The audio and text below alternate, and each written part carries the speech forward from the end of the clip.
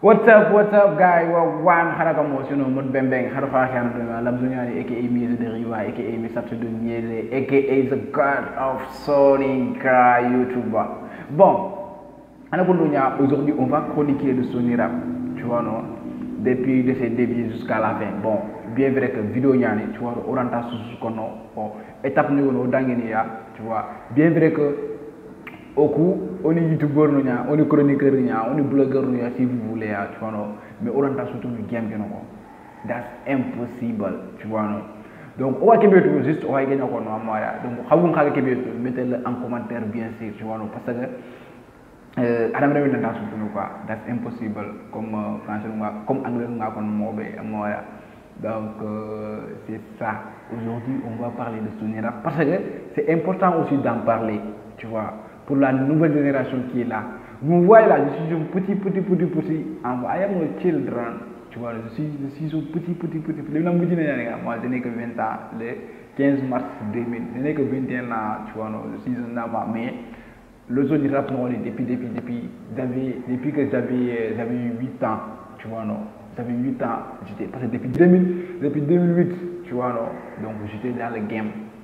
C'est que ça les 2000 là, donc depuis 2008 j'étais là jusqu'à, je suis grandi avec le Sony Rap quoi, tu vois, donc Sony Rap, vous allez me dire toujours à 100%, je ne dirais pas que j'ai tout maîtrisé, mais je sais beaucoup de choses, voilà la vie de ma mère. Bon, donc Sony Rap, à la diamant pour ce qu'il y a, tu vois, non, diamant ce qu'il y a, on a tout nanti, non angara forcément un rapport ñu non Sony Gang quoi, tu vois. Cela ne veut pas dire que nous sommes des gens qui ont été plutôt, je m'excuse, tu vois, j'ai oublié le Maria parce que ils sont plus proches que Bambara, Dinanta, Sony, parce qu'il a pour nous Gaspino, Memo, All Star, tu vois, Kundi Medi, Sony Kenya, mais il a Sony Gongo, il a Bambara. Bien vrai que rapport Sony Gongo, mais. Comme DJ Magas, Papito Diawara, lui il est mauritanien, mais maintenant on a compté le malien et tout. Donc on a Gambie, on a Mauritanie, on a Sénégal, tu vois.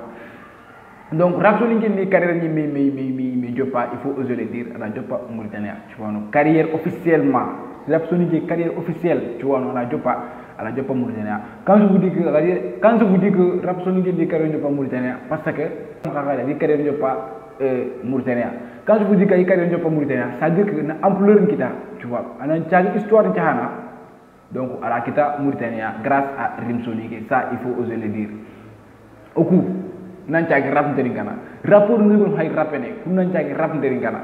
Voilà, on a un ganga de rap, il faut oser le dire. Et puis, il faut l'accepter aussi. Hein. C'est grâce à Rimsoli, tu vois. Donc, il y avait Rimsoli qui était là, qu'on l'écoutait. Bon, je ne dirais pas c'est lui seul qui était là. Il y avait des rapports, hein, tu vois, rapports miniers, comme Sony Marem, rapports miniers, quoi, tu vois, on a des nécessités, ça serait trop, tu vois. Ils étaient tous là, tu vois. Avant il y avait des rapports ici, tu vois. Mais, Rimsoni alors Forsongari, alors Sembenkini, Ganou, père nous, le maire, nous, rap de jeune nous, bien sûr, il a rap de grâce à Rimsoni, ça il faut le dire, tu vois, et puis il faut l'accepter parce que Allah n'est qu'un Allah n'est donc, depuis sa début de carrière, tu vois, depuis à début de carrière, jusqu'à Nigeria Garim, c'est lui qui était là. Bon, il n'était pas seul là, parce qu'il y avait LL United aussi qui était là. Donc, mais ils vont pas ampleur qui était campagne. 2010 avec leur sortie d'album Kengani Solingue, tu vois, moi LL United, LL Duxudo et Esfekos, tu vois. Mais il y a un buzz qui est bon, il a buzz qui est bien vrai qu'il a buzz qui est franchement parlé, on les écoutait partout, hein, tu vois, non. Mais il talangué, il y a un Kenga, tu vois, non. Parce qu'ils avaient le talent, et puis ils avaient aussi les moyens. Quand je vous dis qu'ils avaient aussi les moyens, parce que quand tu vois Sony Rap, je ne dirais pas qu'ils étaient les premiers rappeurs à faire des clips, mais des clips. Parce que du coup, ils sortaient à chaque fois des clips, tu vois. Parce que Sony qui comment il s'appelle là, Bogos a un clip que nous avons, tu vois, il y a un clip que nous France. Espicos aussi, il était là, Adi Yahanege, tu vois, il a joué ta carrière.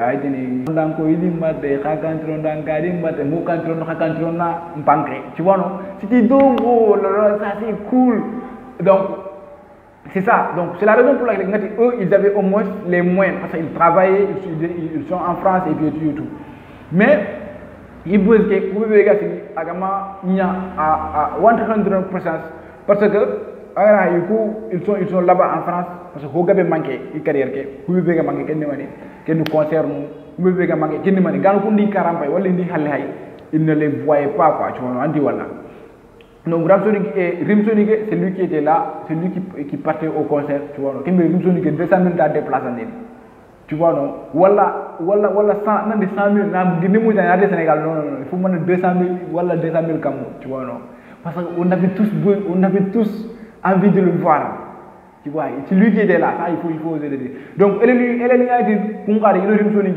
donc on peut dire concurrence bu ci newi na xaya ga ma concurrence entre eux tu vois non concurrence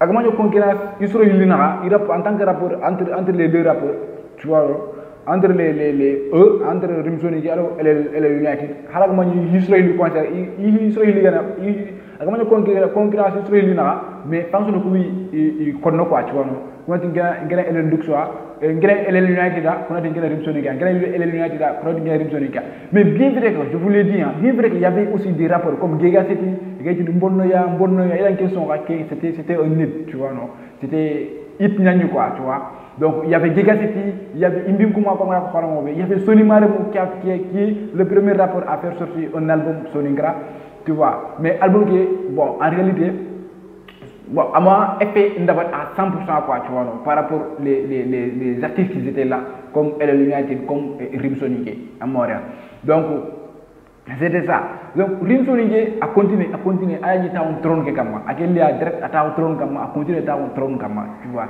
jusqu'à ce que les milieux Gougari on peut pas dire qu'à beaucoup de Rimsonic formation mais on peut dire que Rimsonic a lancé tu vois quel le menu ko kenni Nigeria ana ko kana base do e dollar mo nya amaya donc c'est ça donc Nigeria gari tat ado Rimsonic da fitri na bari igara fitri na bari kem fitri ngari mani fitri geni rap nyani jondo me rap landa nyana falle tamondundula dundu Nigeria la tamondundula donc ida kem so bi da so yu la bani so bani kini love nya so bane ke kenni hoyna tu vois no kenni kia écoutri voilà donc il raconte sur li bandi paf o da Nigeria mo partout Nigeria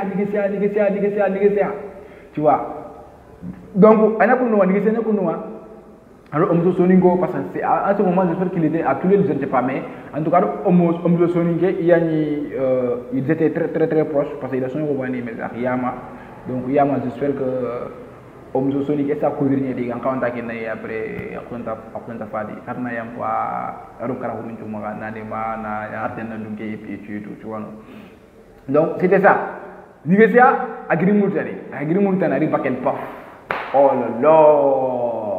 là là problème qui a no ñi nak depuis Nigeria ri bakel paf rek il y a un problème wesh parce que comme on a dit, à Bakel, voilà, Sénégal, il met ça. À part Elle United, il n'y avait pas un autre rappeur qui était là. Tu vois, bien vrai qu'à Bakel, il y avait des rappeurs, mais ce n'était pas des rappeurs à 100%. On ne peut pas les appeler des rappeurs à 100%, quoi, tu vois. Non? Comme Boomfaya, lui, il était là-bas, tu vois. Donc, voilà. Nayatu, à part lui, je ne connais pas un autre. Donc, Nigeria, tac, Bakel. Il a commencé à y planifier, tu vois, Pankateke a dû commencer à produire ce qu'on veut, tu vois. Parce que lui, à Bakel, il était créatif que Rimsonic. Parce que Rimsonic, c'est vrai, à ce temps-là, il était créatif, mais Nigeria aussi était créatif. Donc, à Mato Rimsonic, donc, parce que comme Rimsonic, lui, il était là, il était seul. Donc, Nigeria,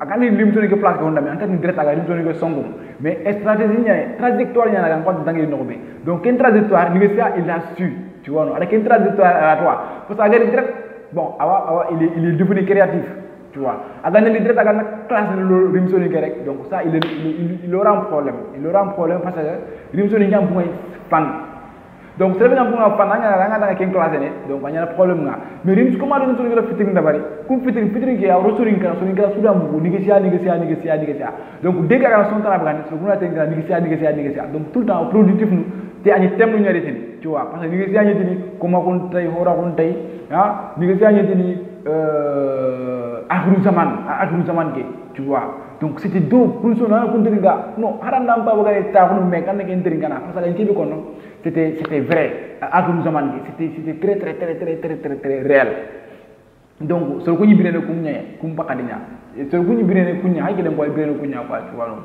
donc négocier il amener des thèmes lu ñari soninkawu ana to el sugire ana kum kinungu musugire paf ari adoram soni ke problème lena je ne sais pas vous avez un problème donc il est classe de pas tu vois il est classe de pas rinzoni ke na classe ana rinzoni ke classe kimbe négocier adi fan besoin créer ba paré tu vois pankateke ala presque na ta no njukita na so récupérer donc dans ko na xel le conseil nga tenir ana nga ko bébé wala face en face voilà possibilité nga nga ko bébé wala par rapport ado angata kebe wala donc il y aura une petite différence quoi tu vois parce que Nigéria il est proche de eux Nigéria est proche de Nigéria il est à Bakel donc on va voir ben 50 minutes ak ñu jox ko et puis voilà et bien donc raisonner aussi il nous faut 100 000 150 000 pour que catégorie donc Nigéria a 50 000 ak ne wala quelque chose comme ça à planari donc il engage na Nigéria xiri xala ga na Nigéria fan sunu gëri engage na Nigéria xiri donc à force que Nigéria tout le temps quand le conseil na no be gan fina fara tu vois donc ada fankat ke sura ko ndunya et Rinzo Ligue il est là il fait sortir des sons ouais mais Nigéria la marché mo ne ko pa video jawra lu la na mo ngema ko le rapport mi dana yanna ko donc Nigéria jobe kedengi ni hoyenga tronga somaz nga a jepe rinzo ni dingi somaz nga parce que honne bugu rinzo ni puissance ke donc nyakundunya classe sur classe paf il est dans le colonne oh là là ike dem dans le colonne o nyakundunya dans le colonne no dawe santa ka so bugande ni parce que nyakunda rimon nga so ni ngara paf dans le rimon bobu ara ko nandi il est colonne tu vois et en ce moment là Timbre Simon SKL Timbre était là à Montréal ils étaient là mais pas reconnus quoi par le grand public au continent que nous et puis voilà Rimsoni qui Korotea il a Rimsoni qui Korotea et puis voilà Rimsoni qui a aimé beaucoup a dit Korotea quand tu dis à lui il est là il n'a pas répondu à ça il est là il fait ses choses et puis voilà négociation il continue il continue parce que après les négociations négociation a la bénéfice de doute ñaki ni gagne tu vois sur le coup au coup quoi a la bénéfice de doute ñaki parce que nga hay il est tenu que bo ala sorti na balagati il dit côté am ma hille tu vois négociation n'a pas répondu hay gelengi on sait pas qui Rimsoni qui s'adresser tu vois exactement Rimsoni qui ay de ko parce que Rimsoni qui a négocié avec la Séné ana ko négocié la direct nanti parce que nanti ya na classe né parce que ana négocié to ñoko ak ya classe direct ñana nan to ñoko Rimsoni ga négocié classe ana to ñoko ana négocié to ñoko classe ko so no quoi tu vois so ko yimé sakara ña référent ana négocié to ña référent amana donc cela prouve que dans lui il assume 100% ses responsabilités. Donc, quand on a dit que 15 ans, donc on a négocié à Toronto. Donc, on a négocié à Hamari, Nanti, Kunduro Kundu, et vraiment correcté, et puis tu vois. Donc, il y a Rimsoni, mais il n'a pas laissé. Il n'a pas laissé quoi. He don't give up. Tu vois. Donc, il est là à faire des sons, même si Tangaro no son kuna pas tu vois Tangaro no son kuna bien vrai mais lui n'a pas lâché il est là il fait donc c'est ça donc Nigéria ari ada dabde yang kan trop ke kama nice ala mulina nyangani ataw tron ke kama voilà ari kulun ko quoi tu vois bon Nigéria di kulun ko Nigéria wi tiwi taw mo tron ataw mene mari taw mo tron du west ataw ni taw mo tron du west Soningra, Nigéria, tu vois non. Mais il faut savoir que jusqu'à présent, dans le Kouaïré, ils sont là, tu vois, comme LL United, oh, ils étaient là, Mbunkuma, ils étaient là. Bon, tous ces rappeurs que j'ai, ils étaient tous là. Donc, c'est ça. Donc, il y a une négociation, il y a Tao, il y a Tunkuram Korosi, quoi. Tunkuram Korosi, il y a j'espère. Kalimbete, il y a Kalimbete, c'est-à-dire que les gens ont donc, Bakel, rap qui a quitté, Mauritanie, à Mauritanie. Tu vois, jusqu'à présent, on m'a dit Gambie, à Mali.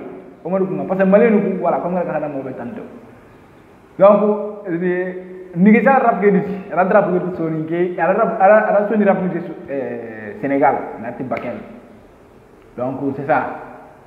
Simon SKL en gros, Simon Nati, tu vois, ils étaient là, ils ont négocié à fréquenter.